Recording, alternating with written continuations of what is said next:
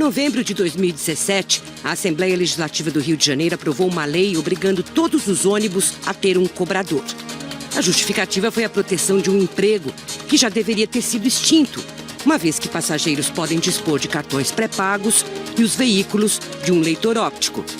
Enquanto os deputados fluminenses comemoravam a decisão, no entanto, o mundo se assombrava com o experimento de carros sem motoristas e com a estupenda valorização dos bitcoins e a tecnologia blockchain, ou com os computadores que diagnosticam doenças com mais precisão do que os humanos médicos seriam capazes. A aceleração vertiginosa das inovações e ferramentas digitais já está provocando uma disrupção, uma ruptura com os modelos conhecidos de produção, tão abrangente como foi a da Revolução Industrial no século XIX. Os historiadores da economia, no entanto, se dividem. Há os que pensam que empregos desaparecerão com tamanha velocidade nessa disputa com as máquinas que o mundo do trabalho passará por uma crise de adaptação durante várias décadas. Outros asseguram que, no ambiente de liberdade, os trabalhadores saberão migrar de uma profissão para outra, como vem acontecendo desde que a primeira máquina a vapor foi inventada. E aqui no Brasil, como estamos nos preparando para assimilar a chamada disrupção digital? Segundo a professora de História Econômica Deirdre McCluskey, da Universidade de Illinois, os Estados Unidos enfrentam o desaparecimento de 14% dos empregos todos os anos. Abre aspas. Se eles não surgissem em outros lugares, o pesadelo do desemprego absoluto já teria acontecido. Fecha aspas. Para falar desse formidável desenvolvimento da tecnologia, da disrupção digital neste programa, que é o primeiro, entre aspas, do ano novo, recebemos Márcio Guilherme, diretor executivo da Accenture Strategy, e Felipe Amaral de Matos, diretor de inovação e engenharia de dados da Croton. Sejam muito bem-vindos e interessante que essa discussão sobre as ferramentas digitais, como estão mudando a economia e o modo de produção, ocupou todo o ano passado. Então, quero entrar já no futuro, nesse ano, perguntando para vocês de que ala vocês são. Dos otimistas com relação ao trabalho e as mudanças ou dos pessimistas que acham que pode acontecer uma disrupção grave demais? Olha, Mônica, eu sou bastante otimista. Eu acho que a gente teve já processos como esse no passado. A Revolução Industrial, 2 séculos atrás, foi uma disrupção muito grande e criou ali num determinado momento, no início, né, quando começaram as mudanças que ela proporcionou, um pouco de ansiedade. Quer dizer, tudo isso aqui novo que está acontecendo vai mudar a nossa vida para pior? A gente consegue responder isso hoje com tranquilidade. Mudou para muito melhor, né? Depois que o tempo passa. Mas eu acho que o que é importante é justamente isso, é desmistificar essa ideia de que o que a gente está vivendo é uma coisa completamente nova. É claro, tecnologias digitais são novas e tudo mais, mas a gente está numa mesma toada que é a busca por aumento de produtividade, diminuição de custo, melhoria da vida das pessoas, produtos melhores, que é a jornada do capitalismo, que começou em 1760, né, com a Revolução Industrial, e que perdura até hoje. O que você tem hoje é uma mudança, uma nova onda de automações e transformações que vão fazer com que a gente volte para esse período em termos de avanço, né, que a gente teve na Revolução Industrial. Acho que a mudança agora vai ser muito grande. Mas, como eu disse no início do que eu falei, eu sou muito otimista, porque se a gente olhar para trás, os mesmos processos que a gente está vivendo hoje trouxeram muito benefício para a humanidade. Mas digamos que tem um objetivo final aqui, que é o consumidor, diferentemente do objetivo que é do trabalhador, né? Diferente. Então, como é que a gente resolve esse... E tem um outro elemento que, diferente da segunda Revolução Industrial, como você coloca, hoje em dia o mundo está muito mais conectado. Então, qualquer mudança ela é de uma escala muito mais ampla, né? Quando a gente fala do Bitcoin, o Bitcoin, ele talvez mude a forma como a gente trabalha o setor financeiro. Isso não vai acontecer em um país, depois em outro. Está acontecendo no mundo inteiro. Ao mesmo tempo. Ao mesmo tempo. Então, o fato da gente estar todo mundo conectado numa mesma rede, né, trocando informação, ele faz com que esse movimento seja muito mais abrupto. Então, tem uma frase do Bill Gates que era muito interessante. A gente tende a superestimar tudo o que vai acontecer nos próximos 2 anos e subestimar tudo o que vai acontecer nos próximos 10. Como então, assim? Por quê? Talvez nos próximos 2 a gente não veja esse fenômeno ser tão avassalador como a gente está achando que vai.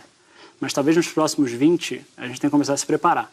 E aí tem até alguns estudos, tem um estudo de uma consultoria global que olhou em 46 países 2.000 empregos, e a conclusão que eles chegaram é que só 5% dos empregos estão ameaçados por ser totalmente automatizados. Mas, ao mesmo tempo, você tem 60% de empregos que têm o risco de serem 30% automatizados.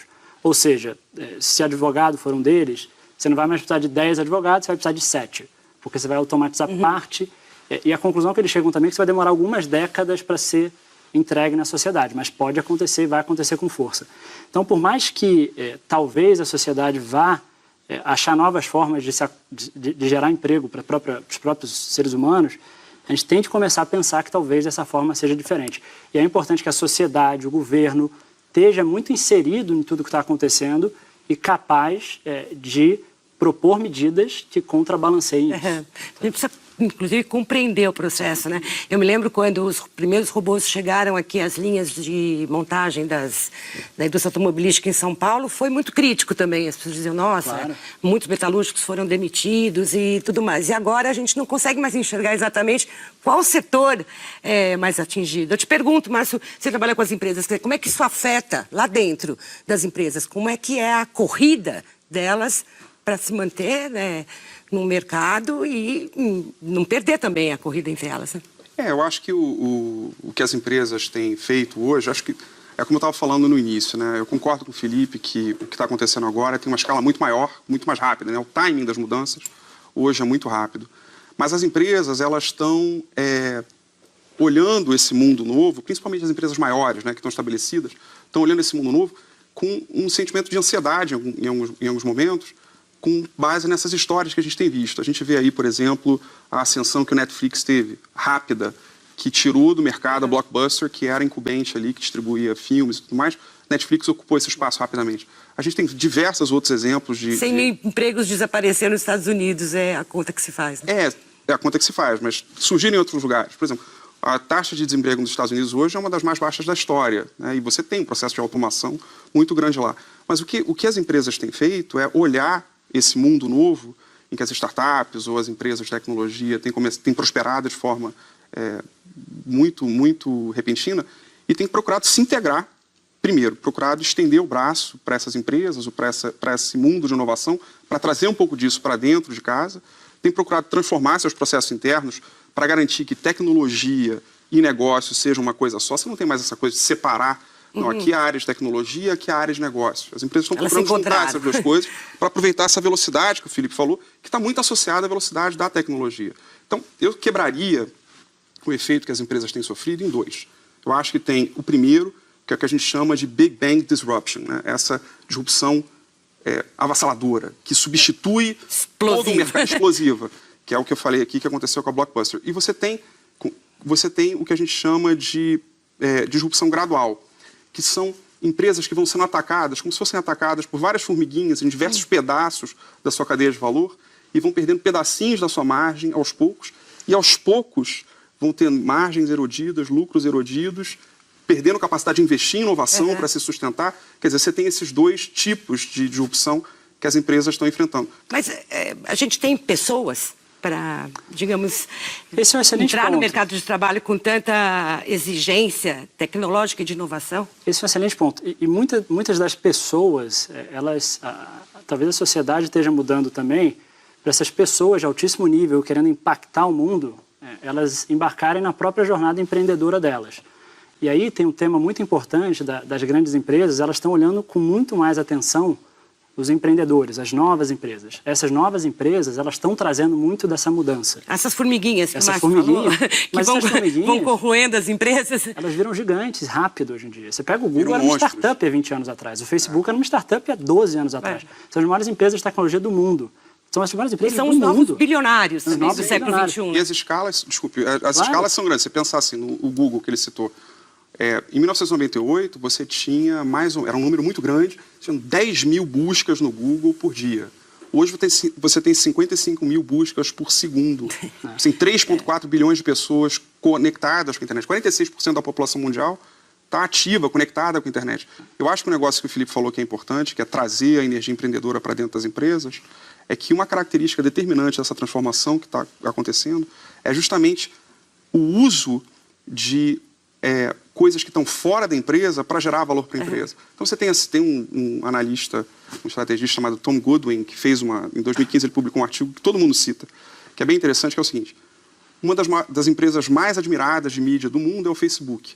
Não produz uma vírgula de conteúdo. A maior empresa de táxi do mundo é o Uber. Não tem um carro. 71 bilhões de dólares de valuation, não tem um carro. Uma das maiores empresas de hotéis do mundo é o Airbnb. Não tem um quarto deles, né? Mas é mais que isso até. O Google, hoje, é um dos que mais investe em novas empresas. Eles têm um fundo de venture capital, né, onde investe em empresas menores, e eles são dos que mais investem em empreendedorismo. Google, Intel, essas empresas, a Amazon compra empresas adoidadas, não para de comprar empresas. Então, você tem essas Vão virando também conglomerados gigantescos, imbatíveis. Né? Essas grandes empresas que surfaram essa revolução tecnológica, elas já entenderam que elas não vão conseguir fazer tudo sozinhas dentro de casa. Então, elas montam estruturas para estar investindo e muito atentas a essa energia empreendedora que pode ser muito disruptiva. Mas nós não temos gigantes tecnológicos, né? Pergunto como é que no Brasil são essas pequenas empresas de inovações que atuam aí nas bordas, né? Que a gente chama de... nesse sentido, a gente está bem, quer dizer, são empresas, startups que conseguem absorver parte desse pessoal que vai ser atingido pela disrupção digital? A gente tem alguns cases interessantes. Acho que o Felipe é um case interessante. A empresa dele é um case interessante de sucesso. Nesse ecossistema de transformação digital, tem muitas empresas no setor de educação, algumas empresas no setor de educação que são cases globais aqui no Brasil. Tem empresas no setor financeiro que também tem bastante destaque. O Nubank, você teve agora recentemente, você pode chamar a XP de uma empresa que floresce no setor digital. Você tem Descomplica no setor de educação. Você tem a 99 Táxi, que é uma competidora direta do Uber. Você tem um ecossistema que floresce e que está, de certa forma, digamos assim, aproveitando a escala que essas tecnologias proporcionam para crescer rápido. Mas é claro que todas elas enfrentam as dificuldades do Brasil, né? Mas é numa escala que não se compara a ecossistemas mais maduros. E isso que a gente tem que tomar cuidado em tecnologia. A tecnologia tem uma capacidade de criar grandes imbalances, né? Grandes desequilíbrios. Então, apesar da gente conseguir estar formando o ecossistema aqui, ele não se compara ao que a gente tem em Silicon Valley, em São Francisco, em Israel. Você tem polos que estão gerando um PIB por causa da tecnologia muito grande. Isso cria até bolhas nesses lugares. Em São Francisco, o preço da moradia é dos maiores do mundo e totalmente desequilibrado. Por causa disso. Dessa riqueza concentrada. E acaba tirando empregos de outros lugares do mundo. Esse é o principal ponto de atenção da tecnologia, que os governos têm que estar muito atentos. E até um diálogo que a gente deveria ter mais no Brasil. Como que a gente vai manter a nossa competitividade geopolítica, dado que tem essa nova força que é a tecnologia e que muda fluxos de forma muito rápida de um lugar para o outro. E o nosso trabalhador está preparado? Você está com todas as empresas, quer dizer, como é que o brasileiro tem até uma flexibilidade, né, para se adaptar frequentemente a grandes mudanças globais, mas para conhecimentos tão específicos, a gente vai sentir mais que outros países ou vamos nos adaptar? A dificuldade é muito grande. Eu acho que a mão de obra brasileira, claro, essas empresas usam mão de obra qualificada, né? A gente está falando de da ponta, coisas né? Isso, exato. Às vezes nem só da ponta, né? Quer dizer, você pode ter uma pessoa que não tem formação, não completou a formação de faculdade, ou enfim, não tem toda a educação formal, mas tem capacidade de desenvolver um código, de aprender coisas que as startups usam. O que, inclusive, até democratiza, você pode olhar para o lado positivo também, democratiza um pouco o acesso ao mercado de trabalho. Às vezes, essas startups estão usando mão de obra que não teve oportunidade de fazer graduação nas melhores escolas, mas estão conseguindo gerar resultados incríveis dentro dessas empresas capturar pequenas. Os criativos. Não sei se foi assim contigo, Felipe, mas... Eu vou trazer o meu caso, mas primeiro, o que a gente tem visto dos empregos que estão se perdendo para a tecnologia, eles estão na classe média, média-baixa. Então, foi feito um estudo no MIT que você colocou de 0 a 100 o nível de habilidade, tudo que você teve que estudar ou adquirir de conhecimento para desempenhar aquele emprego. E o que se viu, que se perdeu muito entre o 15, que é um pouquinho de habilidade, e o 60. Então, empregos de baixa habilidade a gente não perdeu tanto e de alta habilidade a gente também não perdeu tanto. Então, foi mais no centro e na classe média. E por isso que seria o quê? Que seriam empregos típicos... Que área do trabalho? Seriam empregos tipicamente de serviço e tipicamente manuais. Um dos maiores riscos até para o Brasil hoje é o que se chama de RPA, que em inglês é automatização de robôs, né? Então, empregos onde você fica clicando em telas, onde o seu trabalho é muito repetitivo, que exige uma certa qualificação, mas não é uma grande qualificação, esses empregos eles estão sob grande ameaça, tá? Empregos como porteiro, coisas muito mecânicas, a tecnologia vai demorar para entrar.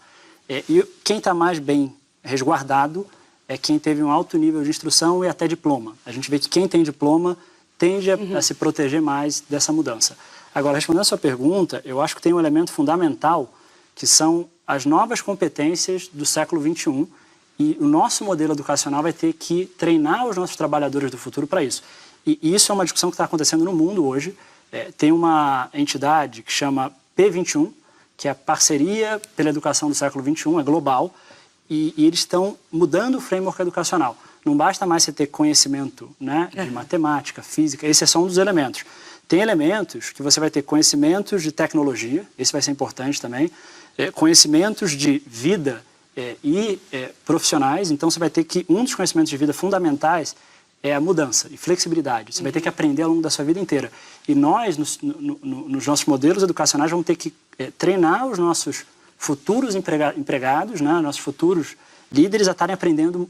a se reinventarem o tempo todo. E isso, de certa forma, deve angustiar quem tem decisões de investimento, sem dúvida, sem dúvida. Porque você precisa saber se você consegue ter toda essa massa crítica. E você tem que saber ter essa massa crítica e você tem que tomar decisões que antigamente você tomava em ciclos longos, de 1 ano, ciclos de 1 ano e meio, de planejamento estratégico, que olhava as coisas estáveis, indústrias estáveis por muito tempo, você está tendo que diminuir esse ciclo para, às vezes, 2 meses. Quer dizer, as empresas estão agora numa velocidade de reinvenção que usa conhecimentos novos, tecnologias novas, e o que elas capturam do mercado consumidor, porque eles estão capturando informação do mercado consumidor o tempo todo, elas usam essas coisas para se reinventar em ciclos muito curtos. A gente tem feito, na Accenture, a gente tem feito implementações de mudança na forma de entregar tecnologia, serviços e produtos das empresas, que fazem com que elas repensem a entrega de tecnologia e de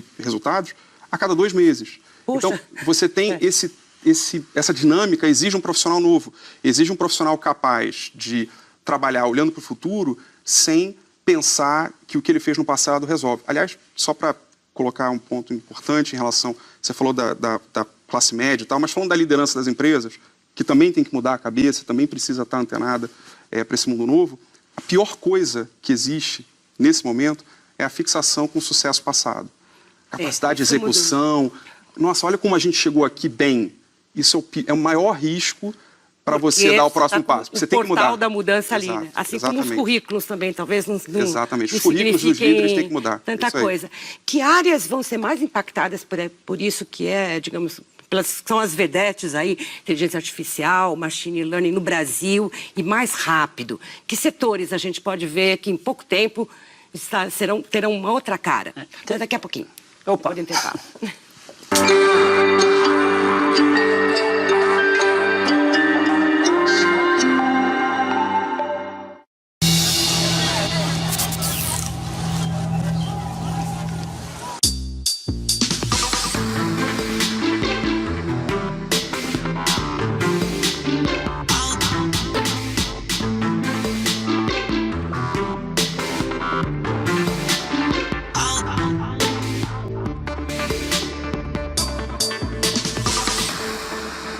Olá, bom dia. Tudo bem? Certinho?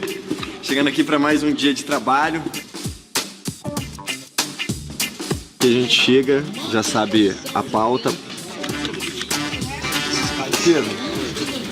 Denúncia mesmo hoje? A gente já começa batendo pena lá no Congresso, que vocês vão ver tudo isso, mas também ligando para os parlamentares, tentando apurar todo esse bastidor da denúncia. Sério? Mas o quê? Teste de paciência. Na hora que você mais precisa de informação, você tem que disparar a ligação para todo mundo. As principais principais notícias do dia em boletins, em todos os jornais da Globo News, direto da fonte para você. Vai ter entrevista agora com o ministro, vamos lá? E para fechar o dia, a economia das coisas. Inovação em tecnologia, finanças, da felicidade das pessoas ao comportamento do consumidor. Todos os dias, às 9 da noite, no Conta Corrente Diário.